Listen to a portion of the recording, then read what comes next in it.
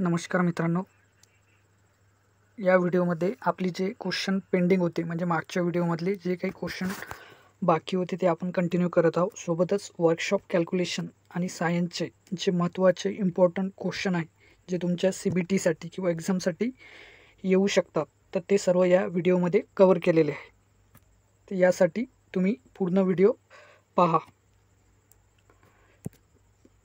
मागच्या सिरीजमधला आपला जे दोन क्वेश्चन बाकी राहिले होते ते कंटिन्यू करत आहोत। त्यामधील क्वेश्चन नंबर आहे पहिला जो how many types of solar energy companies in solar energy sector. मराठीमध्ये सौर ऊर्जा क्षेत्रात सौर ऊर्जा कंपन्या किती प्रकारच्या आहेत? पर्याय आहेत 5 प्रकार, 3 प्रकार, 2 प्रकार आणि 4 प्रकार। तर या प्रश्नाचं जे काही उत्तर आहे आपलं ते उत्तर आहे पर्याय क्रमांक 2 म्हणजे बी। 3 टाईपच्या कंपन्या आहे आपल्या ज्या सौर एनर्जी किंवा सौर ऊर्जा क्षेत्रात वापरल्या जातात। यामध्ये एक्सप्लेनेशन मी इथं प्रिंट करून घेतलेलंच आहे। सौर ऊर्जा कंपन्याचे 3 प्रकार असतात, ज्यामध्ये एक कंपनी सौर पॅनल किंवा त्याच्या रिलेटेड जे काही कंपोनंट आहेत त्याचं मॅन्युफॅक्चरिंग करणाऱ्या कंपन्या, दुसरं त्याचं इन्स्टॉलेशन आणि त्याची मेंटेनन्स ठेवणाऱ्या कंपन्या, आणि तिसरी या ऊर्जा क्षेत्रामध्ये जसं नॉन रिन्युएबल एनर्जी सेक्टरमध्ये वित्त पुरवठा किंवा इन्व्हेस्टमेंट करणाऱ्या कंपन्या। ह्या अशा प्रकारच्या 3 कंपन्या असतात। पुढचा प्रश्न, which type of battery use in cameras and cordless power tool? पर्याय आहेत अल्कलाइन बॅटरी, 2 नंबरचा पर्याय lithium ion battery, 3 number lead acid battery, 4 number mercury and silver oxide battery. तर दिलेल्यापैकी आपलं जे उत्तर आहे लिथियम आयन बॅटरी। ह्या बॅटऱ्या आपण पॉवर टूल म्हणजे आपले जे काही ड्रिलिंग मशीन विदाऊट कॉर्डलेस असतात किंवा कॅमेरा यामध्ये आपण वापरतो।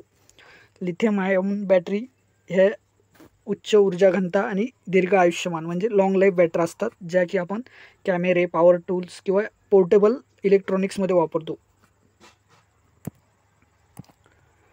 आता आपले वर्कशॉप कॅल्क्युलेशनचे क्वेश्चन चालू होणार आहे। त्यामधील पहिला क्वेश्चन आहे, what is the square root of 529? म्हणजे 529चे वर्गमूळ किती आहे? आता वर्ग म्हणजे काय की ज्या संख्येने त्या संख्येला गुणणं, म्हणजे उदाहरणार्थ 2 गुणिले 2 जर केलं तर आपल्याला 4 भेटते। तर हा 2 काय झाला 4 काय झाला 2चा स्क्वेअर झाला। तशाच प्रकारे जर तुम्हाला 4 दिला तर हा 4 कशाचं वर्गमूळ आहे? 2चं वर्गमूळ आहे। तर दिलेल्या जे काही आपल्याला उदाहरणामध्ये की 529 हे कशाचं वर्गमूळ आहे, तर हे माहिती असण्यासाठी आपल्याला आधी वर्गमूळ माहिती पाहिजे सर्व। तर दिलेल्या पर्यायामध्ये पहिला आहे 43, दुसरा आहे 33, तिसरा आहे 23 आणि चौथा आहे 13।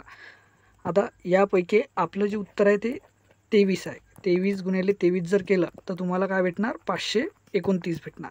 पण हे कधी तुम्हाला समजणार जर तुम्ही इम्पॉर्टंट जे काही 1 ते 30 पर्यंतचे वर्ग आहे हे तुम्हाला माहिती पाहिजे, किंवा जे इम्पॉर्टंट जसं 10चा 100, 20चा 400, नंतर 25चा 625। आता जर 625 आहे तो 25च्या जवळपास आहे, म्हणजे या 529च्या जवळपास आहे। मग त्याच्यावरून आपण अंदाज करू शकतो किंवा 23 गुणिले जर 23 केलं तर याचा किती येतो 529, किंवा 24 गुणिले जर 24 केलं तर याचा काय येणार त्याच्यावरून आपण कम्पेअर करणार।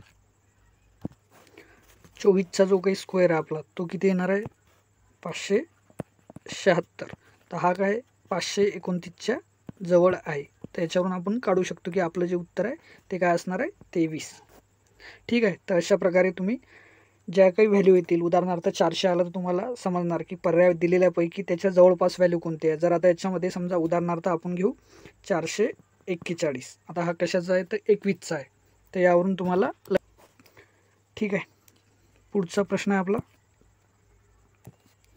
What is the value of tan 45 if sin 45 is 1/√2? आता आपल्याला या प्रश्नामध्ये काय दिलेलं आहे की जर sin 45 म्हणजे sin 45 डिग्रीची व्हॅल्यू 1/√2 असेल तर tan 45चे मूल्य किती आहे? आता हे माहिती असण्यासाठी तुम्हाला हा ट्रिग्नोमेट्री म्हणजे त्रिकोणमितीचा टेबल माहिती पाहिजे।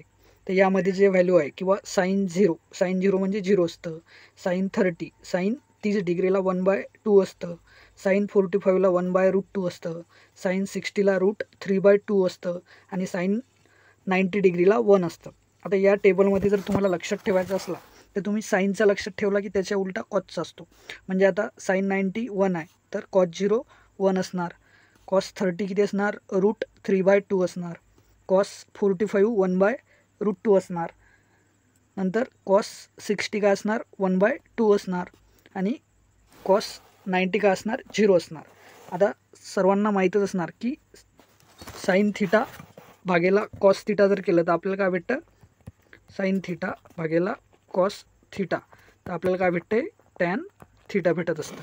तर याच्यावरून जर आपण टॅन 45 काढायचा म्हटला तर आपण काय करू, याला साईन 45 भागेला कॉस 45, तर याच्या जर व्हॅल्यू पुट केल्या आपण तर आपल्याला काय भेटणार 1/√2 भागेला कॉस 45 किती आहे तर 1/√2. तर आपले उत्तर काय असणार 1 असणार, म्हणजे 1 हे आपलं काय असणार उत्तर असणार. तर या प्रश्नाचं उत्तर काय आपलं 1. अशा प्रकारे तुम्ही ही व्हॅल्यू टाकून ॲन्सर काढू शकतायच.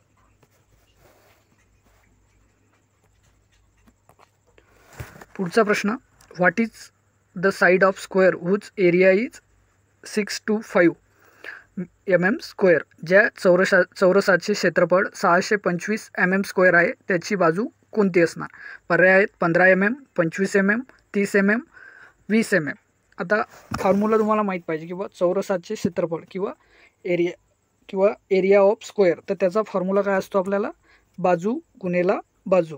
हे इथं मी टाईप करून ठेवलं आहे. जर तुम्हाला बाजू नाही तर कर्ण दिलेला असेल तर कर्ण वापरून असला तर 1/2 गुणेला डायगोनल स्क्वेअर, म्हणजे जो काही तुमचा डायगोनल असणार त्याचा स्क्वेअर त्यातला भागेला 2 केलं की तुम्हाला चौरसाचं क्षेत्रफळ भेटते. आता मगाशीच आपला जो पहिला क्वेश्चन होता 529 तो काय होता स्क्वेअरचा होता. आता हे 625 म्हणजे काय झालं तुमचं एक स्क्वेअरची व्हॅल्यू आहे. तर कशाचा स्क्वेअर आहे ते 25चा. हे जर तुम्हाला स्क्वेअर पार्ट असले तर तुम्ही डायरेक्टली ॲन्सर काढू शकता की चौरसाची बाजू किती असणार 25 गुणेला 25, याच्यावरून तुम्हाला काय भेटणार 625. हे तुमचं उत्तर आहे. अशा प्रकारे तुम्ही जर तुमचे स्क्वेअर व्हॅल्यू माहिती असल्या तुम्हाला तर त्याच्यावरून तुम्ही डायरेक्टली कॅल्क्युलेट करू शकता. यामध्ये तुम्हाला लक्षात ठेवायचं काय तर चौरसाचं क्षेत्रफळ काढायचं सूत्र काय बाजू गुणेला बाजू. पुढचा प्रश्न असा आहे की what is the unit of current. विद्युत प्रवाहाचे एकक कोणते. आता हा सगळ्यात सोपा प्रश्न आहे जो की तुम्ही ट्रेड थेअरीमध्ये पण बघितला असणार किंवा आपली जे काही मागची व्हिडिओ आहे त्याच्यामध्ये पण हा कव्हर केलेला आहे. तर यासाठी तुम्ही सर्वांनी कमेंटमध्ये याचे ॲन्सर कमेंट करा. ठीक आहे. तर दिलेल्यापैकी जे काही तुमचे युनिट वगैरे आहे हे सर्व माहीत पाहिजे तुम्हाला. तर त्यासाठी करंटचं युनिट काय आहे वगैरे हे तुम्ही कमेंट सेक्शनमध्ये कमेंट करून घ्या. पुढचा प्रश्न, convert 0.456 decimal fraction into percentage, म्हणजे 0.456 दशांश अपूर्णांकाचे टक्केवारीत रूपांतर करा. तर यामध्ये काय सिम्पली आपल्याला 100 याच्यासोबत गुणाकार करायचा आहे. जसं की आता 0.456 गुणेला 100 गुणाकार केला तर आपल्याला काय भेटेल 45.6%. तर हे झालं तुमचं उत्तर, पर्याय क्रमांक ए. कारण की हे 2 शून्य आहे तर डेसिमल पॉईंट काय करणार 2 अंक सोडून पुढं सरकणार. यामुळे तुमचं उत्तर काय आहे आपलं पर्याय क्रमांक ए 45.6. पुढचा प्रश्न आहे what is the SI unit of heat. पर्याय A calorie, B centigrade heat unit, C joule, D British thermal unit. तर दिलेल्यापैकी आपलं जे उत्तर काय आहे जूल आहे. या प्रश्नाचं उत्तर काय सी जूल हीट. पुढचा प्रश्न, व्हॉट आर फंडामेंटल युनिट्स. मूलभूत युनिट्स काय आहेत किंवा कोणते आहेत. पर्याय A length mass volume, B length mass area, C length pressure volume, D length mass time. तर दिलेल्यापैकी आपलं जे काय उत्तर आहे ते आपलं पर्याय क्रमांक डी आहे. तुम्हाला हे सर्व पाठ पाहिजे. आपले काय मूलभूत युनिट कोणते आहेत 7 आहेत. एक कोणतं पहिलं लांबी जे की आपण मीटरमध्ये मोजतो. ठीक आहे. दुसरं काय वस्तुमान जे की आपण किलोग्राममध्ये मोजतो. तिसरं काय टाईम जो की वेळ जो आपण सेकंदमध्ये मोजतो. चौथं काय आपलं विद्युत प्रवाह म्हणजेच काय ॲम्पियर जे की मागच्या एका प्रश्नाचं उत्तर होतं आपल्या. ठीक आहे. तर सर्वांनी कमेंटमध्ये कमेंट करून घ्यायचे. ॲम्पियर. नंतर काय टेम्परेचर, टेम्परेचर कशामध्ये केल्विनमध्ये. नंतर पदार्थाचे प्रमाण जे की आपण मोलमध्ये मोजतो. नंतर काय प्रकाशमान तीव्रता, ती कॅन्डेला म्हणजे काय CD मोजतो आपण. तर हे तुमचे काय झाले मूलभूत एकक झाले. यापैकी जसं आता ऑप्शनमध्ये काय दिलं आहे लेंथ मास टाईम म्हणजे लांबी वस्तुमान आणि वेळ हे दिलं आहे. तर याच्यापैकी हे 3 नाही तर तुम्हाला या 7 पैकी दुसरे कोणते पण येऊ शकतात. तर हे 7 तुम्ही लक्षात ठेवायचे. हे तुमचे काय मूलभूत युनिट फंडामेंटल युनिट्स आहेत. पुढचा प्रश्न आहे which is equal to sine theta. Sine theta म्हणजे काय आहे.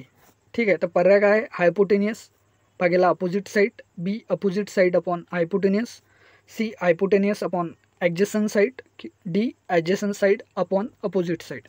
आता तुम्ही आकृतीमध्ये किंवा चित्रामध्ये जो की ट्रायंगल बघत आहात, हा ट्रायंगल आपला काय असा ट्रायंगल. ठीक आहे. ही झाली तुमची ॲडजसंट साईड, ही झाली तुमची अपोजिट साईड आणि हे झालं तुमचा हायपोटेनियस. ठीक आहे. तर तुम्हाला जे काही 3 मेन फॉर्म्युले आहेत. साइन थिटा म्हणजे काय असते opposite side upon adjacent side. आता याच्यामध्ये काय आहे पर्याय क्रमांक जो काही आपलं उत्तर कोणतं असणार अपोजिट साईड अपॉन हायपोटेनियस. हा आपला काय पर्याय क्रमांक बी हे आपलं उत्तर आहे. जसं साइन थिटा म्हणजे काय झालं आपलं अपोजिट साईड अपॉन हायपोटेनियस, किंवा कॉस थिटा म्हणजे काय ॲडजसंट साईड अपॉन हायपोटेनियस, आणि टॅन थिटा म्हणजे opposite side upon adjacent side. काय केलं आपण टॅन थिटा म्हणजे आपलं काय असते साईन अपॉन कॉस. तर sine theta upon cos theta जर केलं तर हायपोटेनियस कट होऊन जाणार आणि राहणार काय opposite side upon adjacent side. किंवा याला शॉर्ट ट्रिक म्हणून तुम्ही लक्षात ठेवू शकता लाल बटे म्हणजे किंवा लाल भागेला कक्का. ठीक आहे. म्हणजे काय लंब भागेला कर्ण, आधार भागेला कर्ण आणि लंब भागेला आधार. तर पहिलं काय असणार साईन, दुसरं काय असणार कॉस आणि तिसरं असणार टॅन. यल म्हणजे तुमचा लंब म्हणजे काय येणार अपोजिट साईड, कर्ण म्हणजे हायपोटेनियस, ॲडजसंट साईडचा ए लक्षात ठेवायचा भागेला कर्ण म्हणजे हायपोटेनियस, आणि टॅन थिटा म्हणजे काय झालं की हा कर्ण कॅन्सल होणार आणि तुम्हाला काय भेटणार लंब भागेला आधार. ठीक आहे. याद्वारे तुम्ही हे ट्रिकने लक्षात ठेवू शकता. साइन थिटा म्हणजे काय असणार आपलं अपोजिट साईड अपॉन हायपोटेनियस. ठीक आहे. पुढचा प्रश्न आहे what is called mass per unit volume of the substance, किंवा पदार्थाच्या मास प्रति युनिट व्हॉल्यूमला काय म्हणतात. पर्याय आहेत ए वस्तुमान, बी वेट किंवा वजन, सी घनफळ, डी घनता. आता घनताच म्हणजे आपण काय डेन्सिटी म्हणजे काय असते मास पर युनिट व्हॉल्यूम. मास भागेला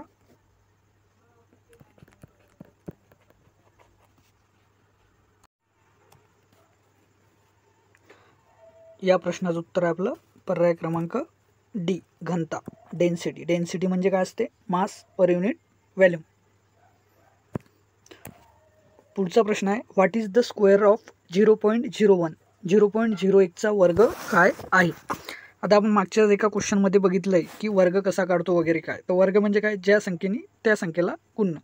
आता यामध्ये काय करतो आहे आपण 0.01ने गुणतो आहे स्वतःलाच, म्हणजे 0.01 गुणेला 0.01. आता हा गुणाकार आपल्याला भारी जाणार आहे म्हणजे जमत नसणार. तर याच्यामध्ये आपण काय करणार आधी कन्वर्ट करा. आता पॉईंट नंतर 2 शून्य म्हणजे काय 1 भागेला आपण काय करणार 100 करणार. याला याच्यामध्ये कन्वर्ट केलं, डबल याला आपण सेम टू सेम कन्वर्ट केलं. आता याचा गुणाकार आपल्याला सोपी जाणार. काय असणार याचा गुणाकार 1 भागेला 2 शून्य आणि 2 शून्य म्हणजे टोटल किती झाले आपले 4 शून्य. तर आपलं काय येणार 10,000 येणार.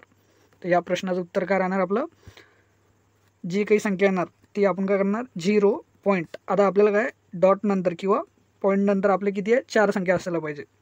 तर दिलेल्या ऑप्शनपैकी आपलं तसं उत्तर काय पर्याय क्रमांक ए आहे. तर ते कसं आलं ते त्याच्या ह्या स्टेप आहेत. तर आपण काय करणार डॉट नंतर 0 पॉईंट म्हणजे 0 आणि 1 हे तुमचं काय असणार आहे उत्तर असणार आहे. आता हे डॉट नंतर 4 काय घेतले 4 शून्य आहे आपल्या इथं. ठीक आहे. इथं डॉट नंतर काय 2 शून्य आहे. ठीक आहे. कारण काय तर भागाकारात त्याला 2 शून्य भागेला आहेत. ठीक आहे. तर म्हणून आपलं जे काय उत्तर असणार ते पर्याय क्रमांक ए 0.0001 हे तुमचं या प्रश्नाचं उत्तर आहे. पुढचा प्रश्न असा आहे की what are the 2 classification of system of units. युनिट्सच्या प्रणालीचे 2 वर्गीकरण काय आहेत. पर्याय आहेत A British and metric, B आहे गुरुत्वाकर्षण आणि गैर गुरुत्वाकर्षण, सी मूलभूत आणि व्युत्पन्न, डी मेट्रिक आणि आंतरराष्ट्रीय. आता आपण मगाशी मूलभूत एककं पाहिले. आता युनिटचे दोन जे काही क्लासिफिकेशन आहे ते महत्त्वाचे कोणते आहे तुमचे? एक आहे फंडामेंटल, ठीक आहे, एक आहे फंडामेंटल, दुसरं एक आहे डेरिवेट, ठीक आहे, डेरिवेट. आता या फंडामेंटल वापरून आपण डेरिवेट युनिट करतो पहिलं. तर या प्रश्नाचं उत्तर काय आपलं? पर्याय क्रमांक सी. हे सर्वांनी लक्षात ठेवा. आता फंडामेंटल आपले जे काही 7 युनिट आहे ते वापरून आपण काय करणार? Derivative unit. आता मूलभूत एकक जे काही फंडामेंटल होते आपलं मीटर, किलोग्राम, वेळ जी काही सेकंडमध्ये आहे, ठीक आहे, ते वापरून आपण जे काही उत्पन्न म्हणजे डेरिवेट युनिट आहेत, कोणतं झालं आपलं? उदाहरणार्थ वेग, स्पीड. स्पीड कशामध्ये मोजतो आपण? गाडीची स्पीड तुम्हाला माहीत आहे, किंवा मीटर पर सेकंद, किंवा किलोमीटर पर हवर असते. आता याच्यामध्ये आपण दोन काय केलं? पहिलं मीटर हे एक मूलभूत एकक आहे, सेकंद हे दुसरं आहे. तर या दोघांचा वापर करून आपण काय केलं आहे? एक आपलं डेरिवेट युनिट बनवलं आहे, ठीक आहे. तर हे तुमचे दोन प्रकार झाले किंवा दोन वर्गीकरण आहेत. कोणतं? एक म्हणजे मूलभूत आणि दुसरं म्हणजे व्युत्पन्न, ठीक आहे, फंडामेंटल आणि डेरिवेट. तर या प्रश्नाचं उत्तर काय? पर्याय क्रमांक सी. यासाठी तुम्हाला जी काही मूलभूत एकक आहे ती लक्षात ठेवणे गरजेचे आहे.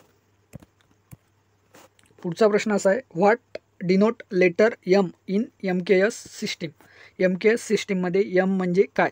सिंपल आपल्याला काय विचारलं आहे की MKS मधला एमचा फुल फॉर्म काय आहे, ठीक आहे. पर्याय काय? मैल, बी मीटर, सी मिलीमीटर आणि डी मायक्रॉन. आता आपल्या जे काही युनिट सिस्टीमची जी काही प्रणाली आहेत वेगवेगळ्या, ते काय? CGS सिस्टीम आहे, MKS सिस्टीम आहे आणि FPS सिस्टीम आहे. आता CGS म्हणजे काय? सेंटीमीटर, ग्राम आणि सेकंद, जी मूलभूत एककं वापरली जातात. मागच्या क्वेश्चनमध्ये आपण बघितलं. नंतर काय? MKS म्हणजे काय असते? Metre, kilogram, second. तर आपलं जे काय उत्तर काय असणार आहे? मीटर. MKS मधला एम म्हणजे काय? मीटर आहे. तो ना मिलीमीटर आहे, ना मायक्रोमीटर आहे, ना मैल आहे. यामध्ये तुम्ही कन्फ्यूज होऊ शकता. नंतर काय? FPS फूट, पाऊंड आणि सेकंद. याच्यामध्ये आपण FPS मध्ये काय करतो? फूट, पाऊंड आणि सेकंद वापरतो. MKS मध्ये काय वापरणार? Metre, kilogram, second. आणि CGS मध्ये सेंटीमीटर, ग्राम, सेकंद. हे तुम्हाला लक्षात पाहिजे. आता इथं एम विचारला आहे, दुसऱ्या याच्यामध्ये जी विचारू शकतात किंवा CGS मध्ये जी कशासाठी आहे, तर तिथं तुमच्या लक्षात आलं पाहिजे, ठीक आहे. सर्वांमध्ये याचं फुल फॉर्म काय? सेम आहे, सेकंद, सेकंद, सेकंद, ठीक आहे. SI प्रणाली ही काय? आंतरराष्ट्रीय एकक प्रणाली आहे, ठीक आहे. तर हे सर्व तुम्हाला माहिती पाहिजे. पुढचा प्रश्न, how many millimetre are there in 1 inch. एका इंचामध्ये किती मिलीमीटर असतात? तर हे तुम्हाला काय तुमच्या स्केल पट्टीवर वगैरे किंवा तुम्ही जेव्हा युनिट सिस्टीम चॅप्टर बघितलं असेल त्याच्यामध्ये पण तुम्हाला हे कन्वर्जन दिलेले आहे, किंवा तुम्ही गुगलमध्ये पण एक सर्च केलं आहे की तुम्हाला सर्व हे कन्वर्जनचा एक टेबल भेटतो. तर तो तुम्ही लक्षात ठेवा. जे बेसिक काय किंवा 1 सेंटीमीटर म्हणजे किती असणार, ठीक आहे. तर हे सर्व तुम्हाला माहिती पाहिजे. 1 सेंटीमीटर म्हणजे किती असणार? तर सर्वांनी कमेंटमध्ये याचं उत्तर द्या.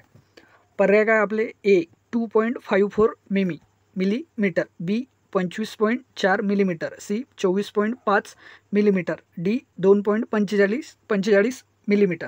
या प्रश्नाचं उत्तर काय? बी 25.4 मिलीमीटर म्हणजे 1 इंच. आता याच्यामध्ये कन्फ्युजिंग तुम्ही होऊ शकता, 24.5 आहे की 25.4 आहे, तर हे तुम्हाला लक्षात ठेवावं लागेल, ठीक आहे. तर आपलं उत्तर काय? 25.4.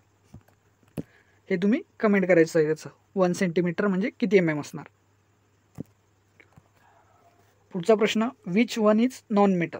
नॉन मेटल कोणता आहे? खाली दिलेले जे काही पर्याय आहेत त्याच्यापैकी नॉन मेटल कोणता आहे? पहिला जो काही पारा आहे, जो पहिला पर्याय आहे पारा, बी ग्रॅफाईट, सी पितळ आणि डी आहे लोह म्हणजे आयरन.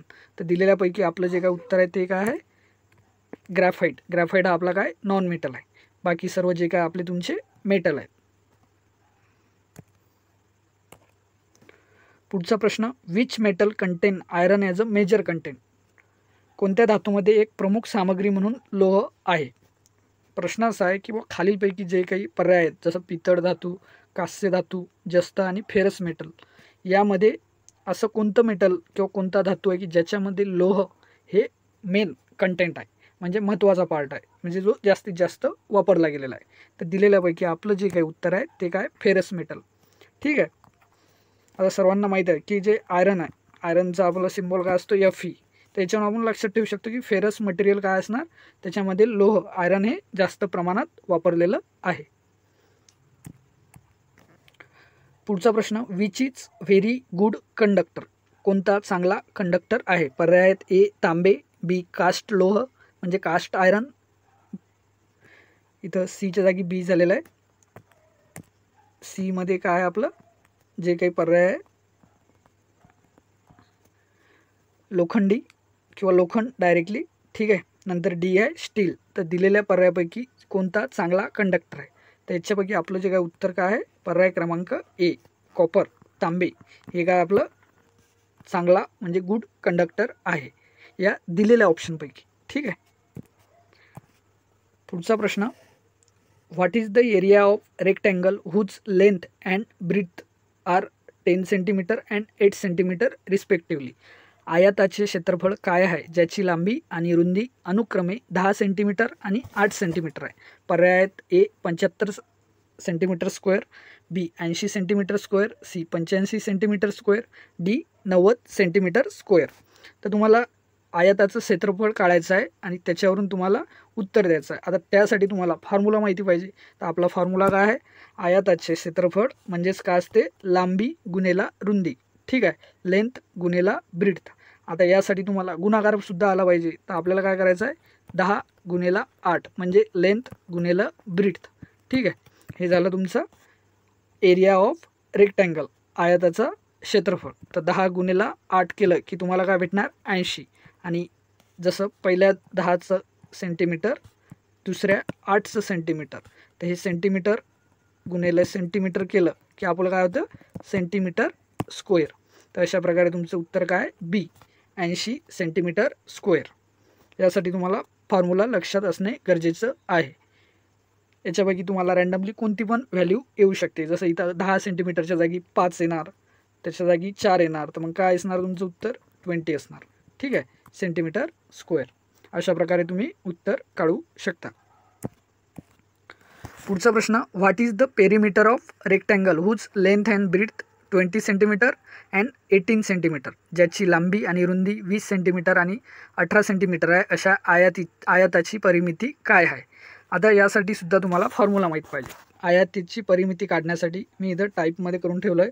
आपल्याला आयताची लांबी आणि रुंदीची बेरीज करून त्याला 2 न गुणावं लागतं, ठीक आहे. आयत आपला जो काही आहे त्याची आपल्याला पेरिमीटर काढायचं असलं, ठीक आहे, तर आपण काय करणार, समजा पी इज इक्वल टू किंवा आयताची परिमिती इक्वल टू काय असणार 2 गुणिले त्याची लांबी गुणिले रुंदी. तर या सूत्रामध्ये जर व्हॅल्यू टाकली 2 गुणिले लांबी प्लस इथे काय असणार प्लस असणार 2 गुणिला लांबी प्लस रुंदी. आता लांबी किती आहे 20, रुंदी किती आहे 18, तर आपल्याला काय भेटणार 2 गुणिला 38. याचा गुणाकार केला तर 8 दुणे 16 6 हातचा आला 1 आणि 3 दुणे 6 ने 1 7 आणि सेंटीमीटर गुणिला सेंटीमीटर म्हणजे किती असणार हे सेंटीमीटर स्क्वेअर, सेंटीमीटर येणार, इथं स्क्वेअर येणार नाही. इथं आपण गुणाकार केला नाही त्यामुळे आपलं काय येणार स्क्वेअर येणार नाही, ते की आपण एरियामध्ये काढतो. तर इथं काय होणार आपलं 76 सेंटीमीटर हे आपलं काय असणार उत्तर असणार.